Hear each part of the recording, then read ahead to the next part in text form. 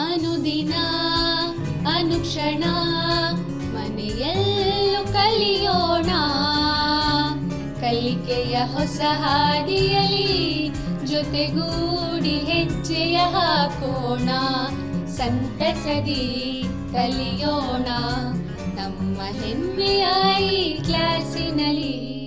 Yes sir. Yes teacher. Present ma'am.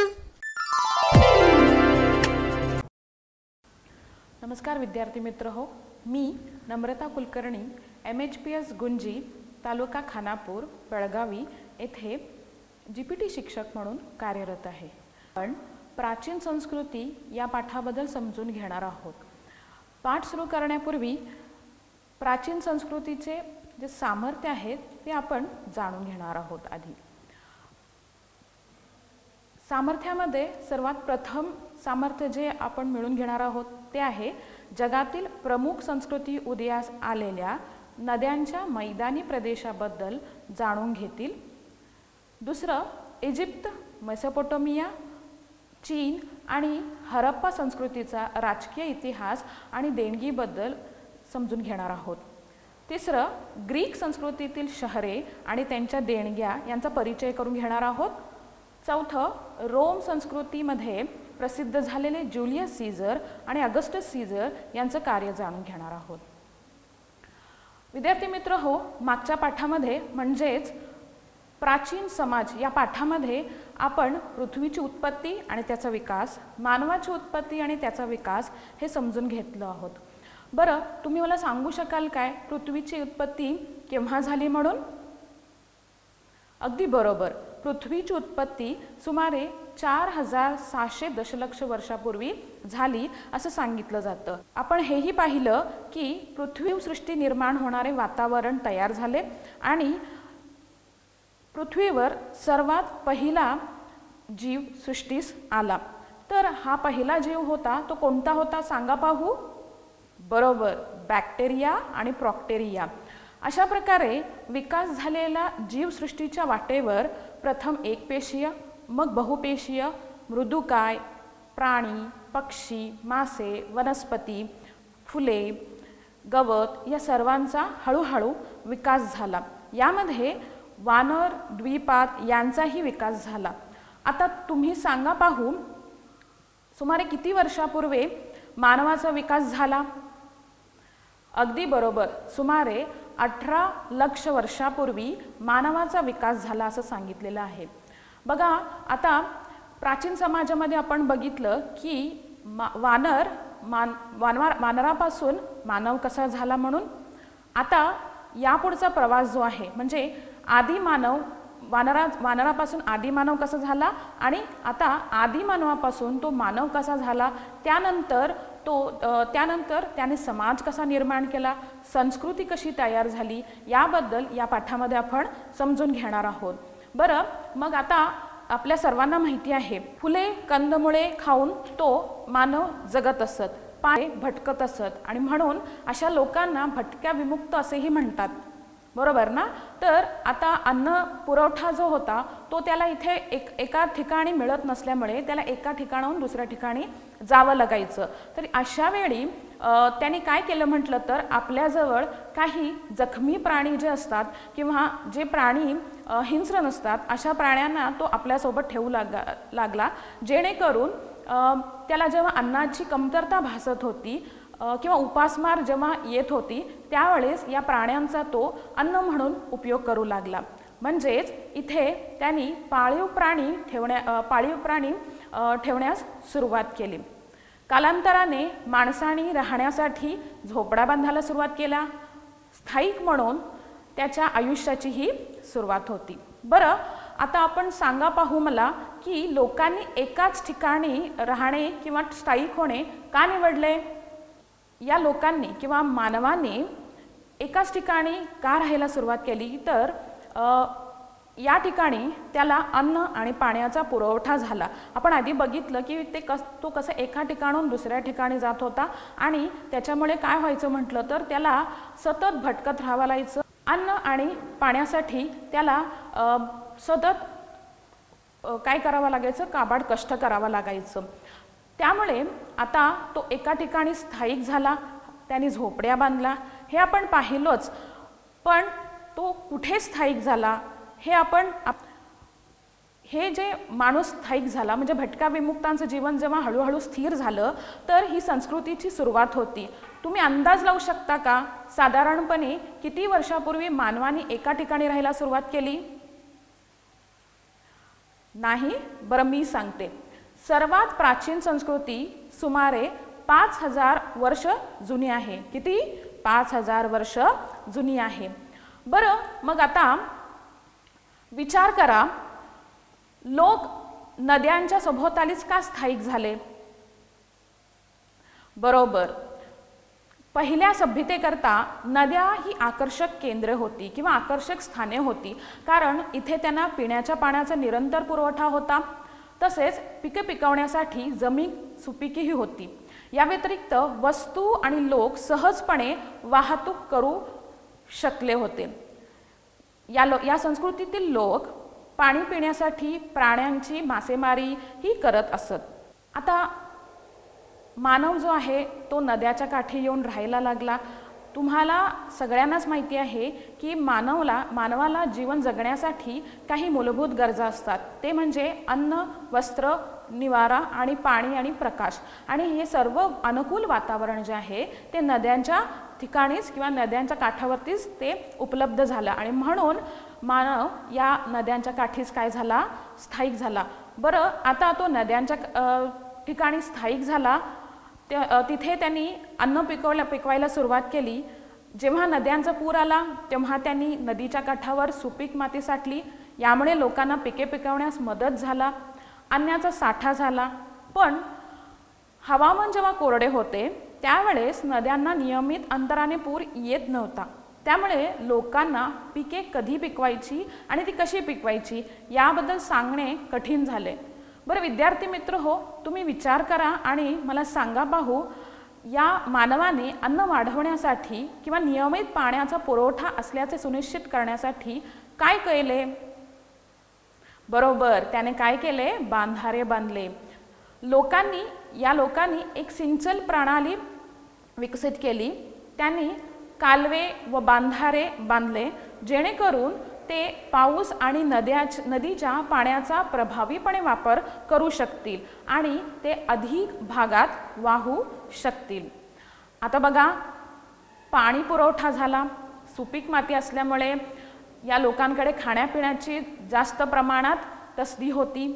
नंतर हे जे काही जास्त प्रमाणाचं अन्न होतं ते आवश्यक असलेल्या धातूंच्या संसाधनाच्या बदल्यात इतर समूहासह त्यांचे अतिरिक्त अन्न ते काय करत होते म्हटलं तर व्यापार करत होते. आता याला वस्तू विनिमय पद्धत असे म्हणतात. आता बघा, आपण कोणती तरी वस्तू हवी असेल तर आपण काय करतो? आपण पैसे देऊन ती वस्तू विकत घेत असतो. पण ज्यावेळी प्राचीन काळी किंवा प्राचीन काळामध्ये पैशाचा अजून शोध लागला नव्हता, त्यावेळेस लोक काय करायचे? समजा आता त्याच्याकडे 5 पोती भात आहे आणि त्याला फक्त 2च पोतींची गरज आहे, तर तो काय करायचा? उरलेले जे काही 3 पोती आहेत त्यामधल्या 2 शेर किंवा 3 शेर भात जो आहे तो आपल्या वेगळ्या वस्तूच्या बदलात ते द्यायचा आणि नवीन वस्तू घ्यायचा. उदाहरणार्थ जर त्याला मडकं हवं असेल तर तो कुंभाराकडे 2 शेर भात द्यायचा आणि मग काय करायचं म्हटलं तर तो मडकं घ्यायचा. असे वेगवेगळे व्यापार या काळामध्ये सुरुवात झाले. आता बघा, म्हणून काही लोकांना पिके उगवण्याची गरज होती, काहींना व्यापार करण्याची गरज होती, तर काहींना भिंती आणि संरक्षणाची आवश्यकता होती. यामुळे सभ्यतेच्या मुख्य वैशिष्ट्यांपैकी एक होते ते होते कामगारांचे खासकरण. आता बघा, लोक पिके पिकवू लागले म्हणजे शेती करू लागले, व्यापार करू लागले. संरक्षणासाठी सरकार, राज्यकर्ते यांची गरज भासली. नंतर आपल्याला जे काही कला अवगत आहे ते पुढच्या पिढीलाही ती अवगत होऊ देत म्हणून शाळा निर्माण झाल्या आणि या सर्वांना बांधून ठेवण्यासाठी धर्म ही काय झाला म्हटलं तर निर्माण झाला. आता हे सर्व जे काही उपक्रम आहेत, म्हणजे हे सर्व नवीन उपक्रम जे आहेत ते व्यवस्थापित करण्यासाठी सरकार, राज्यकर्ते या सर्वांचं काय झालं, निर्मिती झाली. बरं, आता यामध्ये विद्यार्थी मित्र हो, तुम्ही मला एक सांगू शकाल काय, सभ्यता म्हणजे काय? सभ्यता म्हणजे जिथे लोक पिके पिकवतात, पाळीव प्राणी पाळतात, व्यापार करतात आणि जिथे एक मोठं कुटुंब एकत्रित येऊन एखादी समाज, एखादी संस्कृती विकसित करतं, यालाच काय म्हणतात, सभ्यता असे म्हणतात. सभ्यता आणि संस्कृती एकच आहे, लक्षात असू देत. तर मग या सभ्यता कोणत्या, या कोणकोणत्या संस्कृती होत्या हे जाणून घेण्यासाठी आता आपण पुढे सरकणार आहोत. याची काही उदाहरणे मी तुम्हाला देते. मेसोपोटेमियन संस्कृती, इजिप्त संस्कृती, सिंधू संस्कृती, तसेच चीनची संस्कृती, असे वेगवेगळ्या नदीच्या काठेवरती वेगवेगळ्या संस्कृती विकसित झाल्या. तर आज आपण जी संस्कृती पाहणार आहोत ती संस्कृती पाहण्याच्या आधी इथं मी तुम्हाला एक चित्र दाखवते आहे. विद्यार्थी मित्र ओळखा, पाहू हे चित्र कशाचे आहे. हां, हे चित्र जे आहे ते पिरॅमिड आहे. बरं, हे तुम्ही कुठे पाहिलं आहे? बरोबर, पुस्तकामध्ये किंवा टी व्हीवरतीही तुम्ही पाहिलं असेल ना हे. ठीक आहे. तर हे पिरॅमिड जे आहे हे कोणाच्या काळामध्ये बांधलं गेलं किंवा का बांधलं गेलं हे सर्व समजून घेण्यासाठी आपण पुढे वळूया आणि आजची आपली जी पहिली महत्त्वाची संस्कृती आहे ती जाणून घ्या. ती म्हणजे इजिप्तची संस्कृती. इजिप्तची संस्कृती जी आहे ही जगातील सर्वात प्राचीन किंवा पहिली संस्कृती आहे. ही कोणत्या नदीच्या काठावर उदयास आली पहा? ही नाईल नदीच्या काठावरती उदयास आली. कोणत्या नदीच्या काठावरती उदयास आली? नाईल नदीच्या काठावरती उदयास आली. विद्यार्थी मित्र हो, नाईल नदी ही जगातील सर्वात लांब नदी आहे किंवा अति लांब नदी असं त्याला म्हटलं जातं. का बरं? तर याचा विस्तार जो आहे तो जवळपास 4100 मैल इतका आहे आणि म्हणून नाईल ही जगातील अति लांब नदी असं त्याला ओळखलं जातं. इजिप्तला नाईल नदीची देणगी असं म्हटलं जातं. इजिप्तला नाईल नदीची देणगी असं म्हटलं जातं. का असं म्हटलं जातं? विद्यार्थी मित्र हो, इथे पहा, तुम्हाला मी एक नकाशा दाखवत आहे. इथे नाईल नदी जी आहे ती आफ्रिका खंडातून उत्तराभिमुख होऊन वाहत इजिप्तमधून निघते आणि ती नंतरला जाऊन मन करते तो इजिप्तमधला आहे. जर इजिप्तमध्ये नाईल नदी वाहत नसती तर आज इजिप्त पूर्णपणे एक वाळवंटी प्रदेश बनून राहिला असता आणि म्हणून इजिप्तला नाईल नदीची देणगी असं म्हटलं जातं. हे कळालं तुम्हाला विद्यार्थी मित्र हो? छान. इजिप्त संस्कृतीचा राजकीय इतिहास आपण काय करणार आहोत? बघणार आहोत. बघा, आता मी तुम्हाला सांगितलं की राज्यकर्ते आले, राज्य सुरू झालं, पण हे सगळं कसं झालं याच्या आधी थोडीशी तुम्हाला मी माहिती देते. बघा, आता राज्यकर्ते आले किंवा सरकार निर्माण झालं. हे कसं निर्माण झालं? तर जे काही शेतकरी वर्ग होते किंवा जे काही व्यापार करत होते यांच्यावरती वरच्यावरती हिंस्त्र प्राण्यांचा किंवा दुसरी हा आक्रमण चुकवण्यासाठी त्यांना काही स्ट्रॉंग व्यक्तीची म्हणजे बलिष्ठ व्यक्तींची गरज होती आणि म्हणून इथे काही प्रतिनिधींना निवडलं गेलं आणि याच प्रतिनिधींना काय म्हटलं गेलं बरं? या प्रतिनिधींना नंतरला राजा असं म्हटलं गेलं. लक्षात राहील, काय म्हटलं गेलं? राजा असं म्हटलं गेलं. आणि मग सरकार सुरुवात झाली किंवा राज्यकर्ते सुरुवात झाले. ओके, तर मग आता इजिप्तचा राजकीय इतिहास आपण पाहूया. सुमारे 4000 वर्षापूर्वी इजिप्तमध्ये राजवंश सत्तेची काय झाली? सुरुवात झाली. किती वर्षापूर्वी? 5400 वर्षापूर्वी इजिप्तच्या राजवंश सत्तेची सुरुवात झाली. म्हणजे तिथे राजा राज्य करायला लागला. आता इथे जे काही इजिप्त लोक होते, इजिप्त लोकांच्या राजांना काय म्हणत असत बरं? जसं आपल्याकडे त्यांना राजा म्हणतात, काही जणांना छत्रपती म्हणतात, काही जणांना सुलतान असे म्हणतात, तसं इजिप्तमध्ये राजांना फेरो असे म्हणतात. काय म्हणतात? फेरो असे म्हणतात. आणि एकदा सांगते पहा, इजिप्तमध्ये राजांना काय म्हणतात? फेरो असे म्हणतात. काय म्हणतात? फेरो असे म्हणतात. तर या फेरोंमध्ये सर्वप्रथम कोण होता पाहू? या फेरोंमध्ये सर्वप्रथम मेनस. काय? मेनस हा सर्वप्रथम काय होता? फेरो होता. काय नाव सांगा पाहू? मेनस. मेनस हा काय होता? सर्वप्रथम फेरो होता. आणि या मेनसची जी राजधानी होती त्याचं नाव आहे मेम्फिस. काय? त्याच्या राजधानीचं नाव काय आहे? मेम्फिस. मेनस हा प्रथम फेरो होता आणि त्याची राजधानी कोणती आहे सांगा पाहू? बरोबर, त्याची राजधानी मेम्फिस आहे. लक्षात राहील विद्यार्थी मित्र हो? पुढे जाऊया. तर या मेनस नंतरला भरपूर राज्यकर्त्यांनी किंवा भरपूर फेरोने इथं राज्य केले. काही बलिष्ठ होते, काही दुर्बल होते. पण यामध्ये जे प्रमुख आहेत त्यांच्याबद्दल तेवढंच आज मी इथं तुम्हाला माहिती सांगत आहे. तर मेनस नंतरला जो फेरो होता त्याचं नाव आहे खुफू. काय नाव आहे त्याचं? खुफू. खुफू याने गिझे जवळील ठिकाणी सर्वात मोठं किंवा अत्यंत मोठं किंवा भव्य असं पिरॅमिड बांधलं. काय बांधलं? भव्य पिरॅमिड बांधलं. कोणी बांधलं? खुफू या फेरोनी बांधलं. लक्षात राहील ना विद्यार्थी मित्र हो? हा प्रश्न महत्त्वाचा आहे, लक्षात असू दे. कोणी गिझेजवळील सर्वात मोठं किंवा अत्यंत भव्य असं पिरॅमिड बांधलं असा प्रश्न आला तर तुमचं उत्तर काय असायला पाहिजे? खुफू. काय नाव आहे त्याचं? त्या फेरोचं खुफू आहे.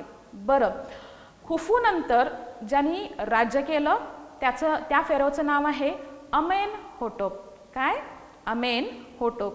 हा अमेनहोटप जो होता हा एक चांगला राज्यकर्ता होता आणि तो एक दिग्विजयी होता. आणि म्हणून त्यांनी काय केलं? इजिप्तचं जे साम्राज्य आहे ते एकत्र केलं आणि या साम्राज्याचा तो सम्राट बनला. काय बनला तो? सम्राट बनला. विद्यार्थी मित्र हो, आता तुम्हाला प्रश्न पडला असेल साम्राज्य म्हणजे काय आणि नगर राज्य म्हणजे काय? तर साम्राज्य म्हणजे लहान लहान नगर राज्य मिळून एक मोठं जेव्हा साम्राज्य बनतं त्याला साम्राज्य असं म्हटलं जातं. इथे वेगवेगळ्या प्रकारची लोक येतात.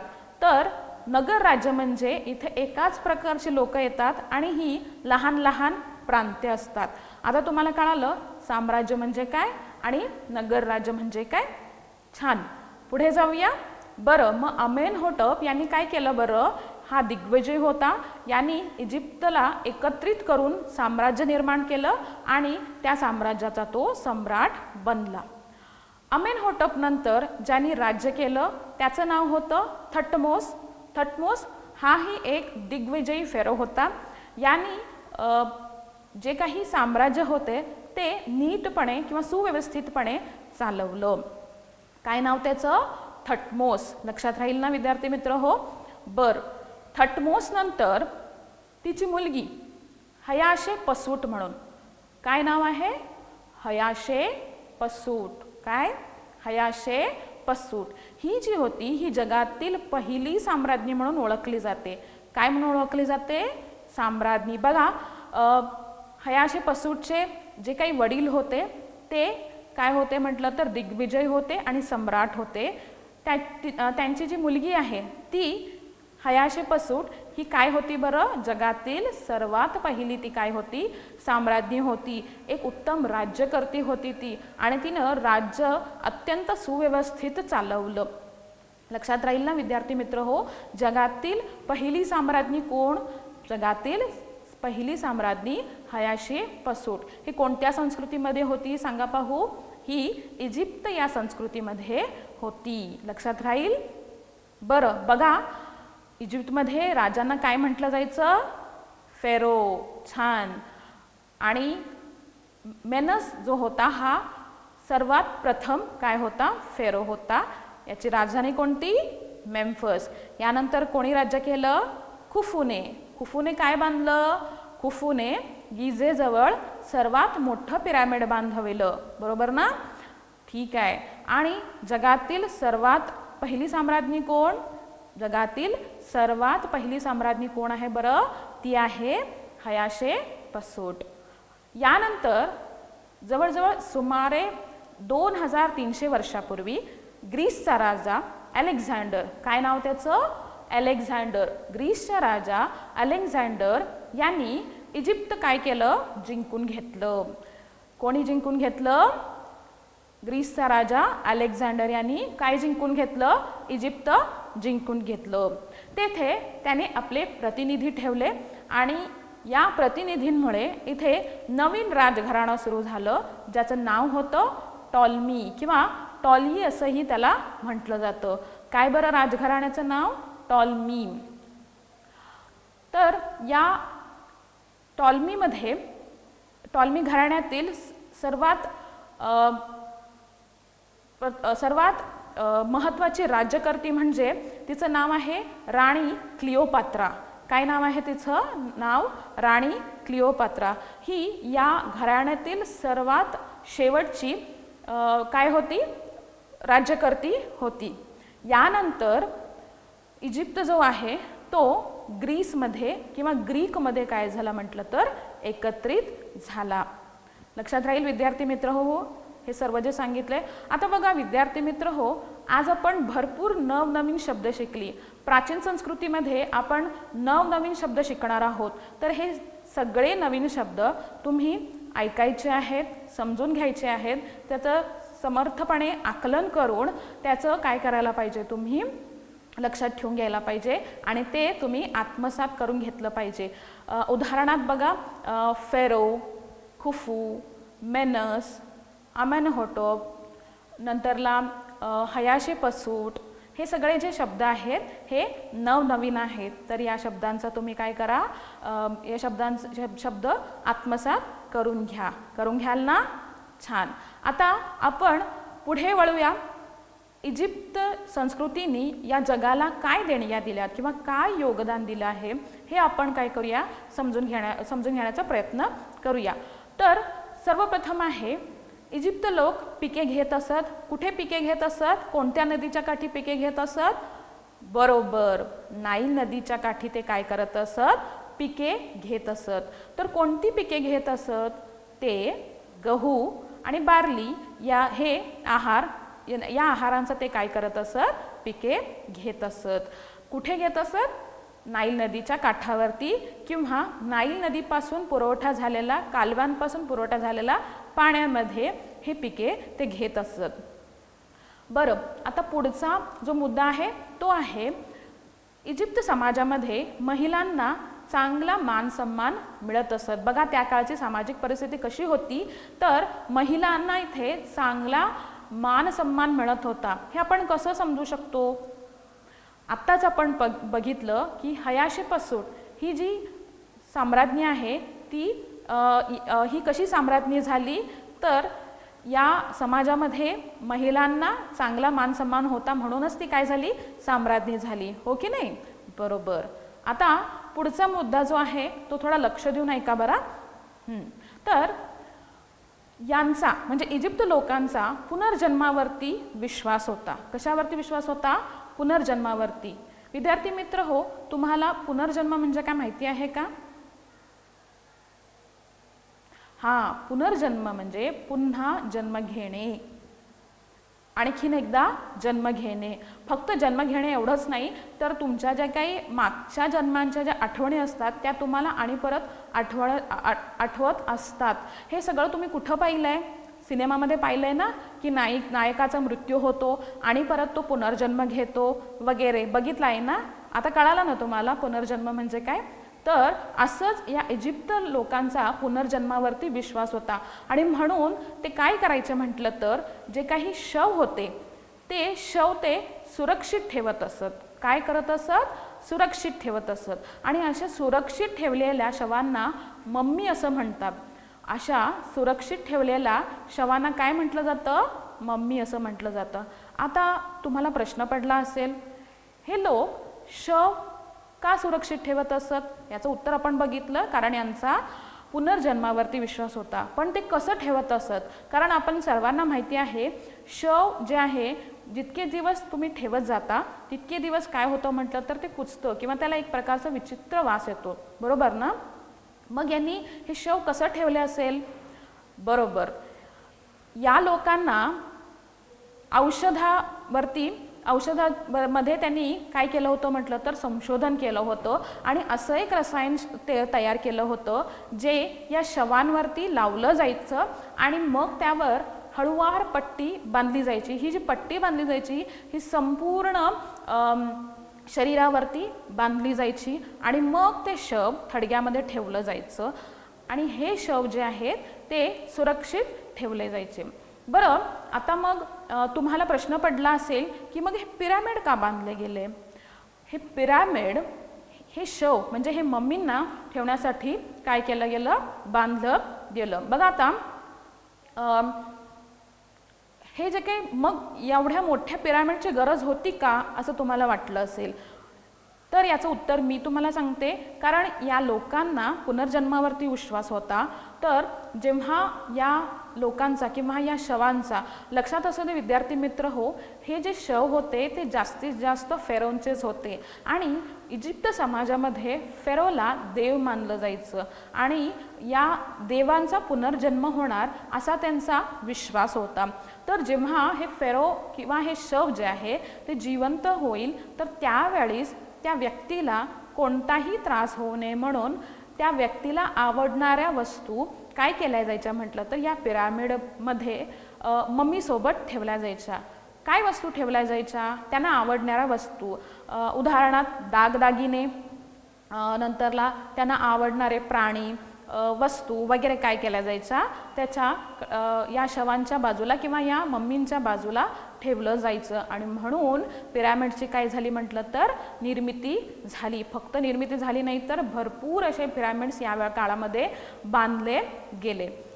बरं, यानंतरचा जो मुद्दा आहे तो असा आहे की हे भव्य पिरामिड जे बांधले गेले हे कोणी बांधले? हो, आपल्याला माहिती आहे ते या फेरोनी बांधविले गेले, बांधले नाहीत तर फेरोनी ते काय केले? बांधविले. तर हे पिरामिड कोणी बांधले? तर हे जे पिरामिड आहे ते त्या काळातील गुलामांनी बांधले. गुलाम माहिती आहे तुम्हाला? नाही? बरं, मी सांगते. गुलाम म्हणजे आता जसं आपण प्राणी पक्षी वगैरे विकत घेतो तसे त्या काळामध्ये व्यक्तींना विकत घेतलं जायचं आणि आयुष्यभर त्यांच्याकडून काम करून घेतलं जायचं. म्हणून इजिप्त समाजामध्ये गुलामांची स्थिती जी होती ती कशी होती? दयनीय होती आणि या गुलामांच्यामुळेच या भव्य पिरामिड निर्माण करणे या इजिप्त लोकांना काय झालं? शक्य झालं. याच्यानंतरचा जो मुद्दा आहे तो आहे खुफू यांनी गिझा येथे जगातील अत्यंत मोठे पिरामिड काय केलं? बांधले.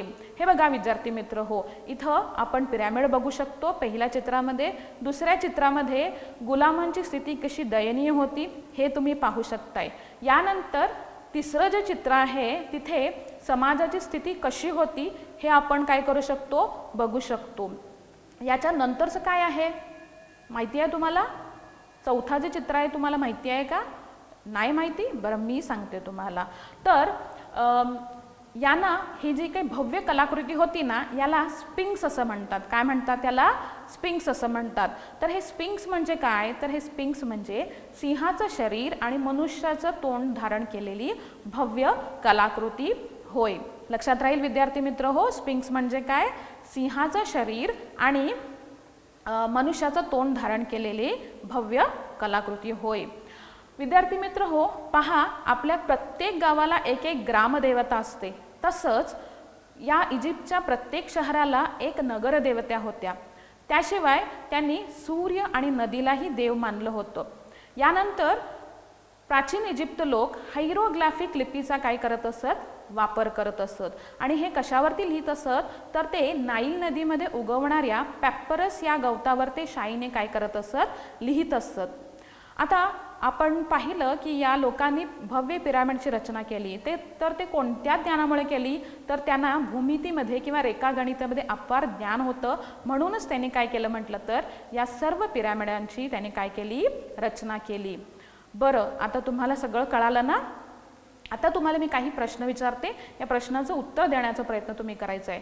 बघा इथं मी तुम्हाला 2 तक्ते दिलेले आहेत. तक्त्यामध्ये एकाकडे गरज दिलेली आहे आणि एकाकडे शोध शोध म्हणून लिहिलेला आहे. पहिल्यामध्ये व्यापाराचा मागोवा ठेवणं असं दिलेलं आहे.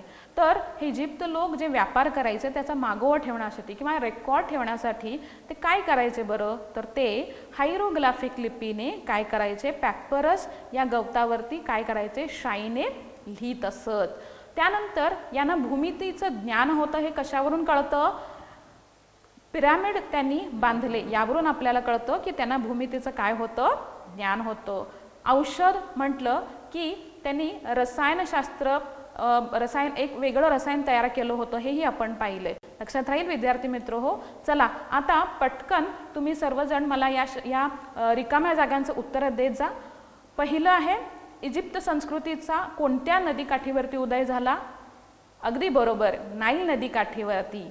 पुढे गिझे जवळील जगातील मोठे पिरॅमिड कोणी बांधले? त्याचं नाव काय, खुफू हा फेरो होता. त्यानंतर जगातील सर्वात पहिली साम्राज्ञी कोण सांगा पाहू? जगातील सर्वात पहिली साम्राज्ञी जी होती ती होती हायशेपसूट. शेवटचा प्रश्न, सिंहाचे शरीर मनुष्याचे तोंड धारण केलेले इजिप्तमधील शिल्पकलेला काय म्हणतात? येस, त्याला स्पिंक्स असे म्हणतात. विद्यार्थी मित्र हो, आतापर्यंत मी जे काही सांगितले ते तुम्ही समजून घेतले आणि ते आकलन केले असं मी गृहीत धरून हा पाठ येथेच थांबवते. धन्यवाद. ಅನುದಿನ ಅನುಕ್ಷಣ ಮನೆಯಲ್ಲೂ ಕಲಿಯೋಣ, ಕಲಿಕೆಯ ಹೊಸ ಹಾದಿಯಲ್ಲಿ ಜೊತೆಗೂ